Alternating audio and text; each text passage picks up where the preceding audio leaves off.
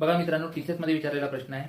याच्यात आपल्याला काय दिलं आहे, संख्या चिन्ह दिलेले आहे आणि त्याचे काय दिले आहे, काही संकेत दिले आहे आणि काही अटी दिल्या आहेत. पहिली अट काय दिली, जर पहिला घटक चिन्ह असेल आणि तिसरा घटक संख्या असेल. आपण काय करायचं, ह्या अटी पाहायच्या नाही. सर्वात पहिले जे आपलं दिलं आहे हा कोड दिला आहे आणि याच्यासाठी विचारलं की कोणता कोड येईल.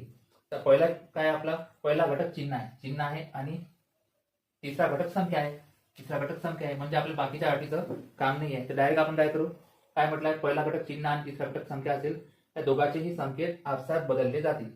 तर बघा आपल्याला दिला आहे ऍट साठी कोणता आहे, टी, तो काय जाईल तिसऱ्या नंबरवर जाईल. म्हणजे टी 7 साठी काय जाईल, टी. आणि 7चा कोड बघा काय आहे, 7चा कोड आहे टी, तो ऍट साठी. ते आपण आपसात बदलले. नंतरचे बाकीचे पाहून घ्या.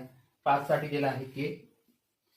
त्यानंतर हॅश साठी बघा काय आहे, हॅश साठी दिला आहे वाय.